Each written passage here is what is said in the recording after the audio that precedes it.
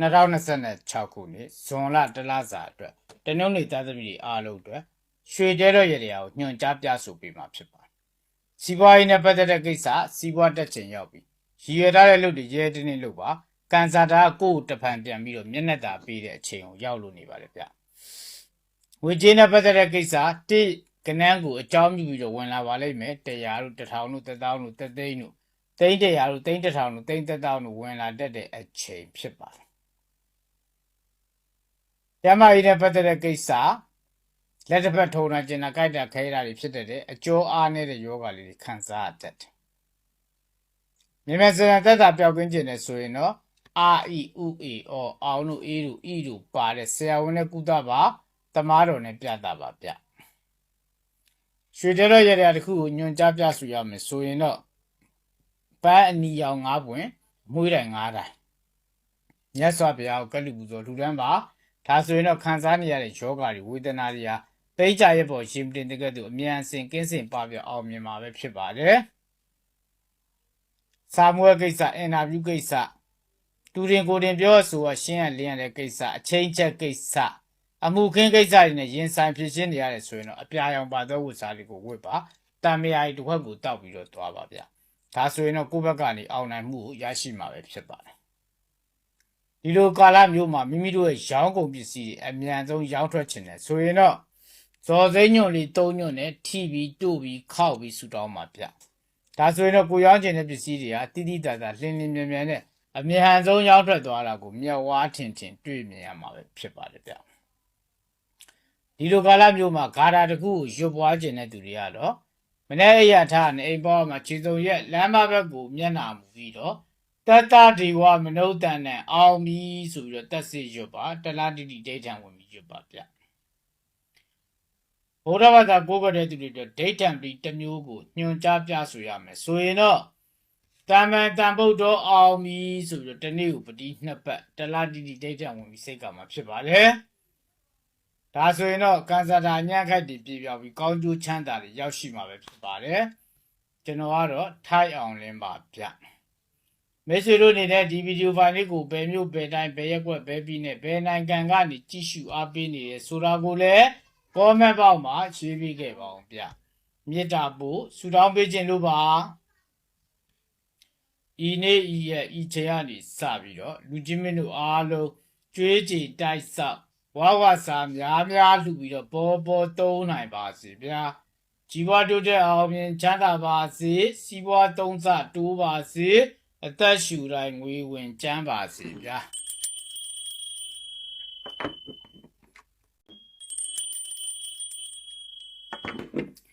2026ခုနှစ်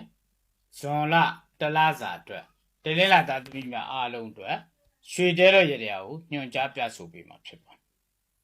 တယ်တလင်းလာသားသမီးများဒီချိန်ဒီကာလမှာတော့ပြက်ခနဲ့ပြောင်းကွက်ခနဲ့ကောင်းစီမဲ့အခြေအနေကောင်းခွင့်ကကောင်းရောက်လို့နေပါတယ်ဗျရည်ရွယ်ထားတဲ့လုပ်တွေရဲတင်းတင်းလုပ်ပါငွေကြေးနဲ့ပတ်သက်တဲ့ကိစ္စ9ကနန်းကိုအကြောင်းပြုပြီးဝင်လာပါလိမ့်မယ်900တို့9000တို့9000တို့9သိန်းတို့350တို့350တို့35000တို့ဝင်လာတတ်တဲ့အချိန်ဖြစ်ပါပုံမူပြီးတော့တေချာခြင်းနဲ့ပုံမူပြီးတော့ကောင်းမွန်ခြင်းနဲ့ပုံမူပြီးတော့ရရှိခြင်းနဲ့ဆိုရင်တော့မြတ်စွာဘုရားရှင်ကိုရောမြတ်ကြီးကိုပန်းအဝါရောင်9ပွင့်အမွှေးတိုင်9တိုင်တောက်တော်ကြီး9ခွက်ကလူပူဇော်လူရန်ပါကျမ်းမာရေးနဲ့ပတ်သက်တဲ့ကိစ္စဒူးတို့နားတို့နှာခေါင်းတို့နှလုံးတို့နဲ့ပတ်သက်တဲ့ယောဂတွေဖြစ်တတ်ပါတယ်ခံစားရတတ်ပါတယ်မြင်မြင်စံသက်သာပျောက်ကင်းခြင်းနဲ့ဆိုရင်တော့တာထတဒနာနာမည်ပါတဲ့ဆရာဝန်နဲ့ကုသပါတမားတော်နဲ့ပြသပါရွှေတဲတော်ရတဲ့တခုကိုညွန်ကြားပြဆိုရမယ်ဆိုရင်တော့ဖန်ခွက်တစ်ခွက်ထဲမှာရှည်ထဲပါဒန်းကြီးညွန့်9ညွန့်ထဲပါမြတ်စွာဘုရားကိုကလူပူဇော်လှူဒန်းပါဒါဆိုရင်တော့ခံစားနေရတဲ့ယောဂတွေဝေဒနာတွေဟာပိန့်ကြရဲ့ပေါ်ရင်ပြင်တဲ့ကဲ့သို့အမြန်စင်ကင်းစင်ပပြအောင်မြင်မှာပဲဖြစ်ပါတယ်စာမွေးကိစ္စအင်တာဗျူးကိစ္စအချင်းချက်ကိစ္စတူရင်ကိုယ်ပြောဆိုရှင်းရလင်းရတဲ့ကိစ္စအမှုခင်းကိစ္စတွေနဲ့ရင်ဆိုင်ဖြစ်ရှင်းနေရတယ်ဆိုရင်တော့အနီရောင်ရဲပါသောဝတ်စားတွေကိုဝတ်ပါပေါင်မှုထောပတ်တုတ်တစ်ချက်ကိုစားပြီးတော့သွားပါဒါဆိုရင်တော့ကိုယ့်ဘက်ကနေအောင်နိုင်မှုကိုရရှိမှာပဲဖြစ်ပါတယ် ဒီလိုကာလမျိုးမှာဂါထာတစ်ခုကိုပွားများခြင်းတဲ့သူတွေကတော့မနေ့အိယာထားတာနဲ့အိမ်ပေါမှာခြေစုံရက်လမ်းမဘက်ကိုမျက်နှာမူပြီးတော့ဝိဇာစာရဏတမန်တော်အောင်ပြီဆိုပြီးတော့တက်စီရွတ်ပါဒီလိုကာလမျိုးမှာမိမိတို့ရဲ့ရောင်းကုန်ပစ္စည်းတွေအမြန်ဆုံးရောက်ထွက်ခြင်းနဲ့ဆိုရင်တော့တမာညွန့်လေး9ညွန့်နဲ့ထိပြီးတို့ပြီးခောက်ပြီးဆူတောင်းပါဗျာဒါဆိုရင်တော့ကိုရောင်းခြင်းတဲ့ပစ္စည်းတွေဟာတိတိတတ်တာလင်းလင်းမြန်မြန်နဲ့အမြန်ဆုံးရောက်ထွက်သွားတာကိုမျက်ဝါးထင်ထင်တွေ့မြင်ရမှာဖြစ်ပါတယ်ဗျာဒီလိုကာလမျိုးမှာဗုဒ္ဓဘာသာကိုးကွယ်တဲ့သူတွေအတွက်ဒိဋ္ဌံပြီးတစ်မျိုးကိုညွှန်ကြားပြဆိုရမယ်ဆိုရင်တော့တတ္တထေဝမနုဿန်နဲ့အောင်ပြီဆိုဒီနေ့ကိုပတိ9ပတ်တလားတိတိဒိဋ္ဌံဝင်ပြီးစိတ်ကမှာပဲဖြစ်ပါတယ်ဒါဆိုရင်တော့လူကြီးမင်းတို့မှာကြုံတွေ့ရမယ်ကံစားတာညံ့ခိုက်ပြီးပြေပြောက်ပြီးကောင်းကျိုးချမ်းသာမင်္ဂလာတွေရောက်ရှိစေမှာပဲဖြစ်ပါတယ်ဗျကျွန်တော်ကတော့ထိုက်အောင်လင်းပါဗျလူကြီးမင်းတို့နေတဲ့ဒီဗီဒီယိုဖိုင်လေးကိုဘယ်မျိုးဘယ်တိုင်းဘယ်ရက်ွက်ဘယ်ပြည်နဲ့ဘယ်နိုင်ငံကနေကြည့်ရှုအားပေးနေတယ်ဆိုတာကိုလည်း comment box မှာရေးပေးခဲ့ပါဦးဗျမေတ္တာပို့ဆုတောင်းပေးခြင်းလို့ပါဤနေ့ဤရဲ့ဤချေရနေစပြီးတော့လူကြီးမင်းတို့အားလုံးကြွေးကြေတိုက်ဆောက်ဝါဝစာများများလှူပြီးတော့ပေါ်ပေါ်သုံးနိုင်ပါစေဗျာကြီးပွားတိုးတက်အောင်မြင်ချမ်းသာပါစေစီးပွားသုံးဆတိုးပါစေအသက်ရှူတိုင်းငွေဝင်ချမ်းပါစေဗျာ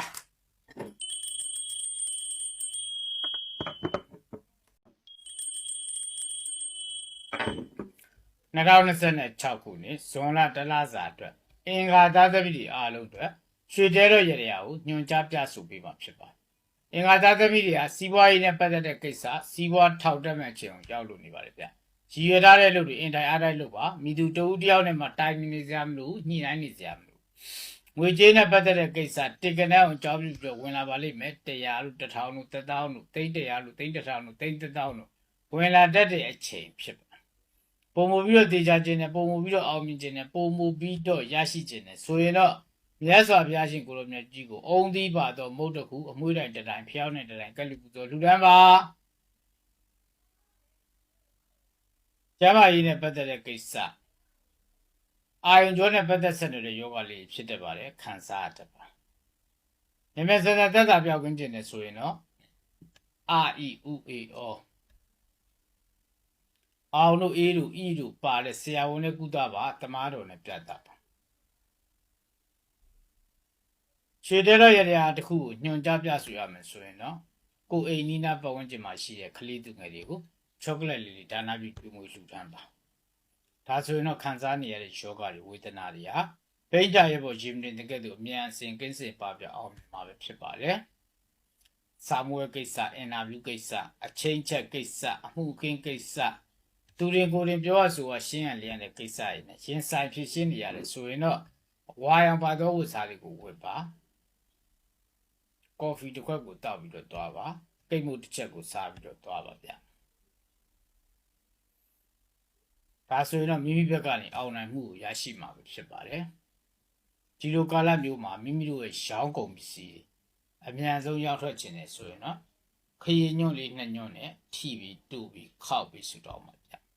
ဒါဆိုရင်တော့ကိုရောင်းခြင်းတဲ့ပစ္စည်းတွေဟာတိတိတတ်တာလင်းလင်းမြန်မြန်နဲ့အမြန်ဆုံးရောက်ထွက်သွားတာကိုမျက်ဝါးထင်ထင်တွေ့မြင်ရမှာပဲဖြစ်ပါတယ်ဗျဒီလိုကာလမျိုးမှာဂါထာတစ်ခုကိုရွှတ်ပွားခြင်းတဲ့သူတွေကတော့မနေ့အိယာထားနဲ့အိမ်ပေါ်မှာခြေစုံရက်လမ်းမဘက်ကိုမျက်နှာမူပြီးတော့ဟရဟံတိဋ္ဌိအောင်ပြီဆိုပြီးတော့တက်စီရွတ်ပါမှာဖြစ်ပါတယ်တလားတိတိဒိဋ္ဌံဝင်ပြီးရွတ်ပါဒီလိုခါမျိုးမှာဗုဒ္ဓဘာသာကိုးကွယ်တဲ့သူတွေအတွက်ဒိဋ္ဌံပြီးတစ်မျိုးကိုညွှန်ကြားပြဆိုရမယ်ဆိုရင်တော့ဂုဏ်တော်9ပါပရိ18ဘက်စိတ်ကမှာပဲဖြစ်ပါတယ်ဗျတလားတိတိဒိဋ္ဌံဝင်ပြီးတော့စိတ်ရမှာဖြစ်ပါတယ်ဒါဆိုရင်တော့လူကြီးမင်းတို့မှာကြုံတွေ့ရမယ်ကံစားတာညံ့ခိုက်ပြီးပြေပြောက်ပြီးကောင်းကျိုးချမ်းသာမင်္ဂလာတွေရောက်ရှိစေမှာပဲဖြစ်ပါတယ်ဗျကျွန်တော်ကတော့ထိုက်အောင်လည်းမှာဗျလူကြီးမင်းတို့အနေနဲ့ဒီဗီဒီယိုဖိုင်လေးကိုဘယ်မြို့ဘယ်တိုင်းဘယ်ရက်ွက်ဘယ်ပြည်နဲ့ဘယ်နိုင်ငံကနေ ကြည့်ရှုအားပေးနေတဲ့ဆိုတာကိုလည်း comment box မှာရေးပေးခဲ့ပါဦးဗျာမေတ္တာဖို့ဆုတောင်းပေးခြင်းလို့ပါဤနေ့ဤရဲ့ဤချေရနေစပြီလူချင်းမင်းတို့အားလုံးကျွေးကြည်တိုက်ဆောက်ဝဝစာများများလှူပြီးတော့ပေါ်သုံးနိုင်ပါစေဗျာဒီဝါတို့တဲ့အောင်ရင်ချမ်းသာပါစေစီးပွားသုံးစတိုးပါစေအသက်ရှူတိုင်းငွေဝင်ကျန်းပါစေဗျာ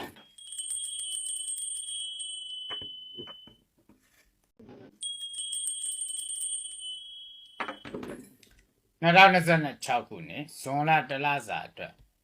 ဗုဒ္ဓဦးသားသမီးအားလုံးအတွက်ရွှေတဲတော်ရည်ရာကိုညွှန်ကြားပြဆိုပြီးမှဖြစ်ပါတယ်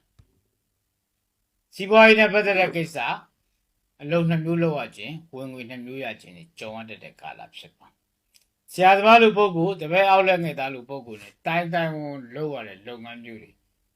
စတင်ပြီးတော့အကောင့်တွေဖော်ရတဲ့အချိန်ဖြစ်ပါတယ်ဆက်တူရှယ်ယာလုပ်ငန်းတွေလည်းအကျိုးပေးတဲ့ကာလဖြစ်ပါတယ်ငွေကြေးနဲ့ပတ်သက်တဲ့ကိစ္စ9ခန်းအောင်ကြောင်းပြီးတော့ဝင်လာလိမ့်မယ်900 9000 5000 5သိန်း350 300 350 35000ဝင်လာတဲ့အချိန်ဖြစ်ပါတယ်ပုံမူပြီးတော့တေချာခြင်းနဲ့ပုံမူပြီးတော့အောင်မြင်ခြင်းနဲ့ပုံမူပြီးတော့ရရှိခြင်းနဲ့ဆိုရင်တော့စွမ်းကန်ကြွတဲ့ဖုန်ကြီးကိုပူတင်းပေါင်ဖို့9လုံးလောင်းလှူပြီးတော့ဆူတောင်းပါကျမ်းမာရေးနဲ့ပတ်သက်တဲ့ကိစ္စ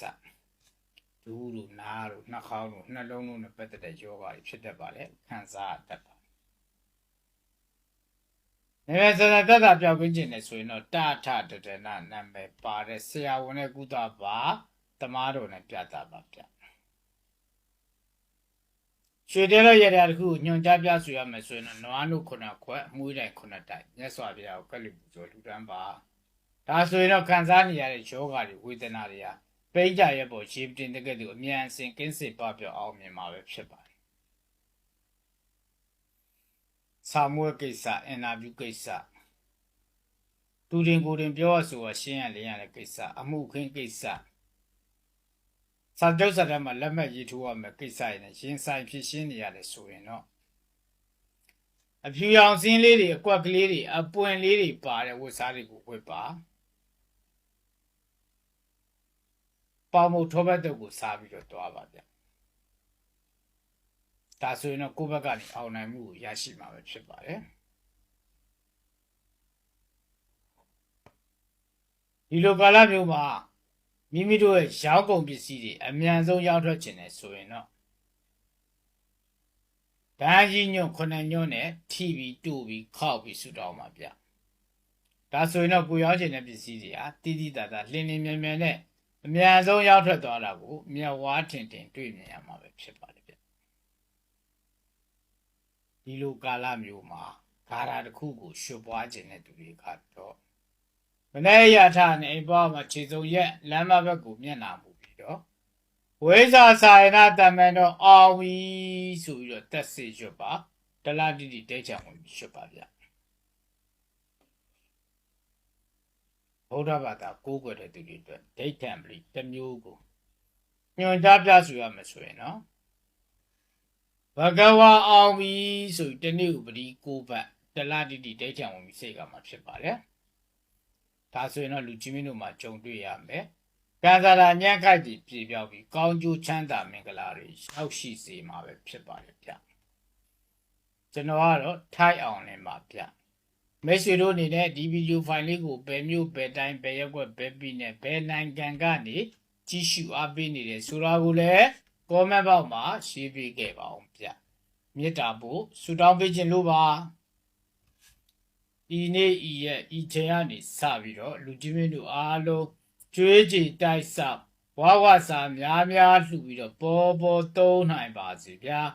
ជីវတုတဲ့အောင်မြင်ချမ်းသာပါစေစီးပွားသုံးစတိုးပါစေအသက်ရှူတိုင်းငွေဝင်ကျန်းပါစေဗျာ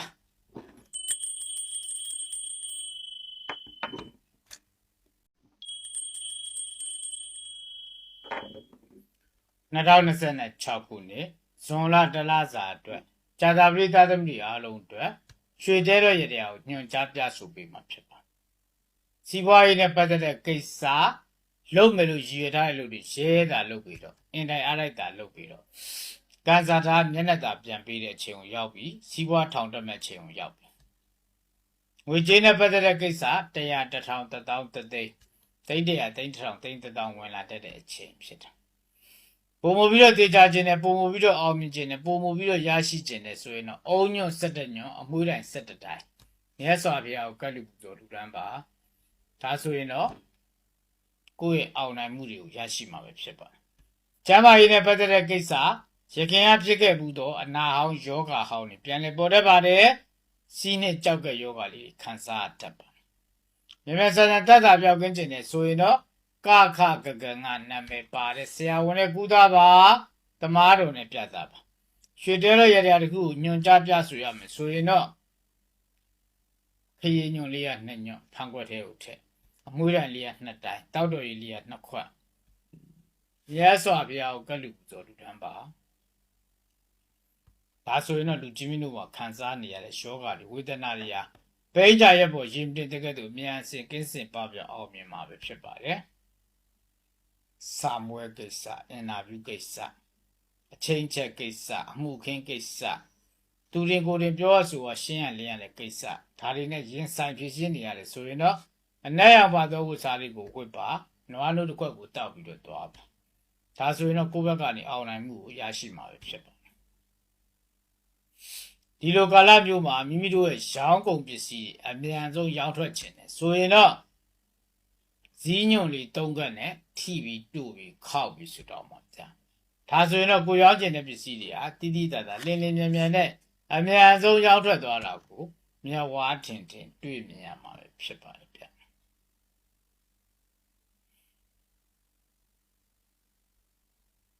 ဒီလိုကာလမျိုးမှာခါရာတစ်ခုကိုရှုပ်ပွားခြင်းတဲ့သူတွေကတော့မနေ့ရထနဲ့အပေါ်မှာခြေစုံရက်လမ်းမဘက်ကိုမျက်နှာမူပြီးတော့ဘုဒ္ဓအောင်ပြီဆိုပြီးတော့တက်စေရုပ်ကမှာဖြစ်ပါတယ်တလားတိတိဒိဋ္ဌံဝင်ပြီးရုပ်ကမှာဖြစ်ပါတယ်ဗုဒ္ဓဘာသာကိုးကွယ်တဲ့သူတွေအတွက်ဒိဋ္ဌံပြီးတစ်မျိုးကိုညွှန်ကြားပြဆိုရမယ်ဆိုရင်တော့တာမန်တန်ဗုဒ္ဓအောင်ပြီဆိုပြီးတော့ဒီနေ့ကိုပတိ2ပတ်နဲ့တလားတိတိဒိဋ္ဌံဝင်ပြီးစိတ်ကမှာဖြစ်ဒါဆိုရင်တော့လူကြီးမင်းတို့မှာကြုံတွေ့ရမယ်ကန်ဆာတာအညံ့ခိုက်တွေပြေပြောက်ပြီးကောင်းကျိုးချမ်းသာမင်္ဂလာတွေရောက်ရှိစေမှာပဲဖြစ်ပါတယ်ဗျကျွန်တော်ကတော့ထိုက်အောင်လင်းပါဗျလူကြီးမင်းတို့အနေနဲ့ဒီဗီဒီယိုဖိုင်လေးကိုဘယ်မျိုးဘယ်တိုင်းဘယ်ရက်ွက်ဘယ်ပြည်နဲ့ဘယ်နိုင်ငံကနေကြည့်ရှုအားပေးနေတယ်ဆိုတာကိုလည်း comment box မှာရေးပေးခဲ့ပါဦးဗျမေတ္တာပို့ဆုတောင်းပေးခြင်းလို့ပါဤနေ့ဤရဲ့ဤချိန်ကနေစပြီးတော့လူကြီးမင်းတို့အားလုံးကြွေးကြည်တိုက်ဆောက်ဝါဝစာများလှူပြီးတော့ပေါ်သုံးနိုင်ပါစေဗျာကြီးပွားတိုးတက်အောင်မြင်ချမ်းသာပါစေစီးပွားသုံးစတိုးပါစေအသက်ရှူတိုင်းငွေဝင်ကျန်းပါစေလို့ကျွန်တော်ထိုက်အောင်လည်းလူကြီးမင်းတို့မိသားစုအားဒီနေရာကနေဆုတောင်းမြတ်တာများလှိုက်လိုက်လေပိုးသားလိုက်ရကြောင်းပါဗျာ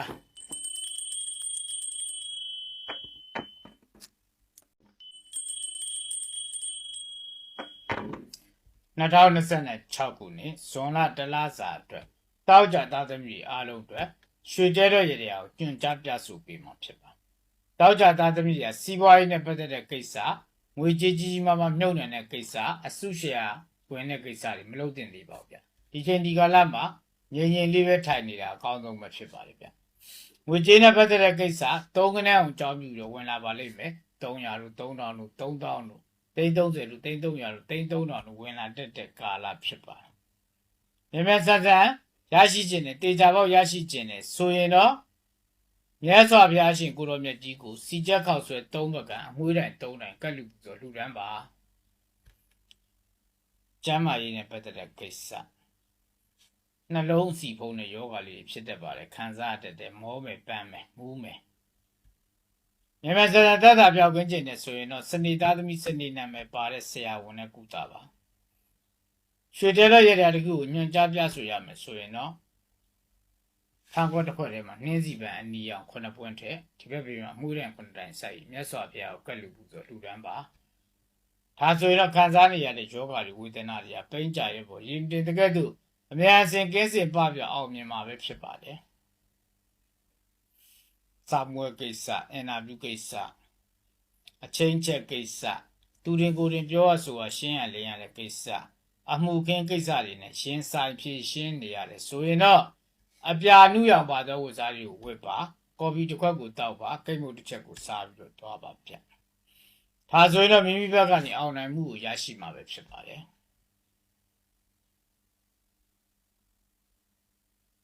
ဒီလိုကာလမျိုးမှာမိမိတို့ရဲ့ရောင်းကုန်ပစ္စည်းတွေအမြန်ဆုံးရောင်းထွက်ခြင်းနဲ့ဆိုရင်တော့ဇော်စိမ့်ညွန့်လေး၃ညွန့်နဲ့ထိပြီးတူပြီးခောက်ပြီးဆူတောင်းမှာဗျဒါဆိုရင်တော့ကိုရောင်းခြင်းတဲ့ပစ္စည်းတွေဟာတိတိတတ်တာလင်းလင်းမြန်မြန်နဲ့အမြန်ဆုံးရောင်းထွက်သွားတာကိုမျက်ဝါးထင်ထင်တွေ့မြင်ရမှာဖြစ်ပါတယ်ဗျဒီလိုကာလမျိုးမှာဂါထာတစ်ခုကိုရှုပ်ပွားခြင်းတဲ့သူတွေကတော့မနေ့ရထားနဲ့အိမ်ပေါ်မှာခြေစုံရက်လမ်းမဘက်ကိုမျက်နှာမူပြီးတော့သူကတော့အောင်ပြီဆိုပြီးတော့တက်စေရှုပ်ပါတလားတိတိဒိဋ္ဌံဝင်ရှုပ်ပါဗျဗုဒ္ဓဘာသာကိုးကွယ်တဲ့သူတွေအတွက်ဒိဋ္ဌံပြီးတစ်မျိုးကိုညွန်ကြားပြဆိုရမယ်ဆိုရင်တော့အရဟံအောင်ပြီဆိုပြီးတော့တနေ့ဥပတိ10ပတ်တလားတိတိဒိဋ္ဌံဝင်စိတ်ကမှာဖြစ်ပါဒါဆိုရင်တော့လူကြီးမင်းတို့မှာကြုံတွေ့ရမယ်ကံစားတာညံ့ခိုက်ပြီးပြေပြောက်ပြီးကောင်းကျိုးချမ်းသာမင်္ဂလာတွေရောက်ရှိမှာပဲဖြစ်ပါတယ်ဗျကျွန်တော်ကတော့ထိုက်အောင်လင်းပါဗျလူကြီးမင်းတို့အနေနဲ့ဒီဗီဒီယိုဖိုင်လေးကိုဘယ်မြို့ဘယ်တိုင်းဘယ်ရက်ွက်ဘယ်ပြည်နဲ့ဘယ်နိုင်ငံကနေကြည့်ရှုအားပေးနေတယ်ဆိုတာကိုလည်း comment box မှာရေးပေးခဲ့ပါဦးဗျမေတ္တာပို့ဆုတောင်းပေးခြင်းလို့ပါဤနေ့ဤရဲ့ဤချိန်ကနေစပြီးတော့လူကြီးမင်းတို့အားလုံးကြွေးကြည်တိုက်ဆောက်ဘဝဝစာများများလှူပြီးတော့ပေါ်ပေါ်သုံးနိုင်ပါစေဗျာကြီးပွားတိုးတက်အောင်မြင်ချမ်းသာပါစေစီးပွားသုံးစတိုးပါစေတက်ရှူတိုင်းငွေဝင်ကျန်းပါစေဗျာ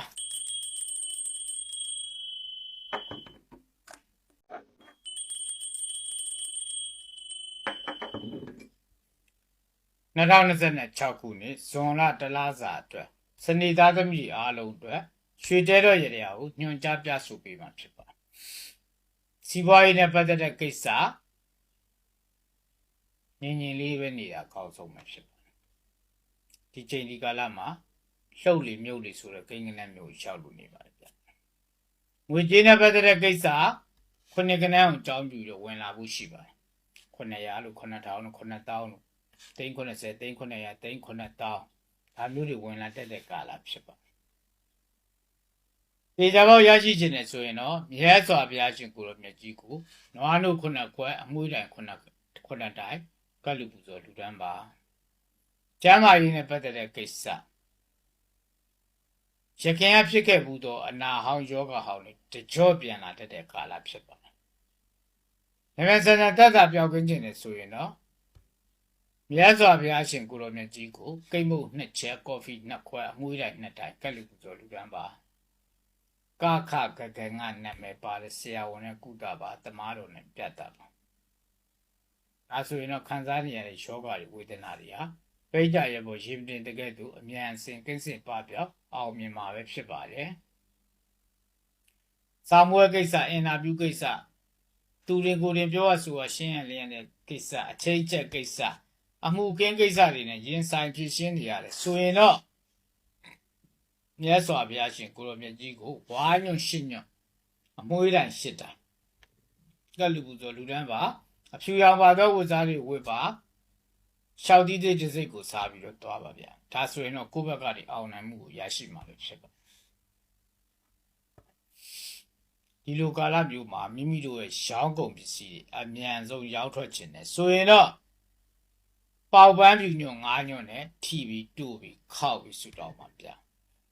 ဒါဆိုရင်တော့ကိုရောင်းခြင်းတဲ့ပစ္စည်းတွေဟာတိတိတတ်တာလင်းလင်းမြဲမြဲနဲ့အမြန်ဆုံးရောက်ထွက်သွားတာကိုမျက်ဝါးထင်ထင်တွေ့မြင်ရမှာပဲဖြစ်ပါတယ်ဗျာဒီလိုကာလမျိုးမှာဂါထာတစ်ခုကိုရွှတ်ပွားခြင်းတဲ့သူတွေကတော့မနေ့အိယာထားနဲ့အိမ်ပေါ်မှာခြေစုံရက်လမ်းမဘက်ကိုမျက်နှာမူပြီးတော့ဂုံတော်9ပါး18ခေါက်ရွတ်ကမှာပဲဖြစ်ပါတယ်တလားတိတိဒိဋ္ဌံဝင်ပြီးရွှတ်ပါဗျ ဗုဒ္ဓဘာသာကိုးကွယ်တဲ့သူတွေအတွက်ဒိဋ္ဌံပြီးတစ်မျိုးကိုညွှန်ကြားပြဆိုရမယ်ဆိုရင်တော့တမ္မန်တန်ဗုဒ္ဓအောင်ပြီဆိုပြီးတနေ့ကိုပတိနှစ်ပတ်နဲ့တလတိတိဒိဋ္ဌံဝင်ပြီးစိတ်ကမှာပဲဖြစ်တယ်ဒါဆိုရင်တော့လူချင်းမင်းတို့မှာကြုံတွေ့ရမယ်ကံစားတာအញ្ញံခိုက်ကြီးပြေပြောက်ပြီးကောင်းကျိုးချမ်းသာမင်္ဂလာတွေရှောက်ရှိစေမှာပဲဖြစ်ပါလေဗျကျွန်တော်ကတော့ထိုက်အောင်လင်းပါဗျလူချင်းမင်းတို့အနေနဲ့ဒီဗီဒီယိုဖိုင်လေးကိုဘယ်မြို့ဘယ်တိုင်းဘယ်ရက်ွက်ဘယ်ပြည်နယ်ဘယ်နိုင်ငံကနေကြည့်ရှုအားပေးနေတယ်ဆိုတာကိုလည်း comment box မှာရေးပေးခဲ့ပါဦးဗျမေတ္တာပို့ဆုတောင်းပေးခြင်းလို့ပါဤနေ့ဤရဲ့ဤချိန်ကနေစပြီးတော့လူချင်းမင်းတို့အားလုံးကြွေးကြည်တိုက်ဆောက်ဝါဝစာများများလှူပြီးတော့ပေါ်ပေါ်သုံးနိုင်ပါစေဗျာជីវတိုးတက်အောင်မြင်ချမ်းသာပါစေစီးပွားသုံးစတိုးပါစေအသက်ရှူတိုင်းငွေဝင်ကျန်းပါစေလို့ကျွန်တော်ထိုက်အောင်လည်းလူချင်းမင်းတို့မိသားစုဟာဒီနေရာကနေစူတောင်းမြစ်တာများလှိုက်လိုက်လဲလဲပိုးသားလိုက်ရကြောင်းပါဗျာ